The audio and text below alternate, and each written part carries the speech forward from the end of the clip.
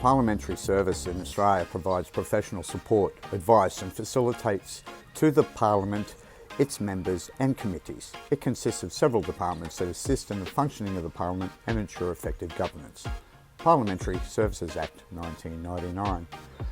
Organisational structure. The Parliamentary Service consists of four main departments. Department of the Senate provides support and advice to the Senate and its committees. Department of the House of Reps supports the House of Representatives and its committees. However, the Senate and the House of Representatives are established under the Australian Constitution, which outlines their roles, powers and the structure of the Parliament of Australia. The Constitution specifies that the Parliament consists of these first two houses, along with the King, represented by the Governor-General.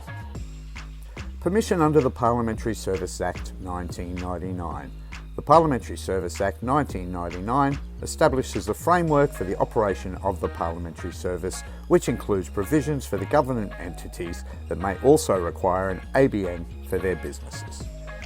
The Parliamentary Services Act 1999 was enacted to establish the framework for the Australian Parliamentary Service. It is crucial to clarify that while the Act may not have received royal assent in the traditional sense, it was still enacted through the legislative process. The Parliamentary Service Act 1999, though, does not directly reference the Royal Seal. It is enacted under the authority of the Crown through the Governor-General, consistent with the principles of the Australian governance. This role includes giving royal assent to legislation, appointing ministers and performing ceremonial duties, all while adhering to the principles of responsible governance and acting on the advice of the Prime Minister and other ministers. The Governor-General acts on the advice of the Prime Ministers and the Federal Executive Council, following established conventions of responsible government. While the Governor-General represents the monarch, their actions are typically carried out in accordance with the advice received, rather than requiring direct royal assent or seal for each decision.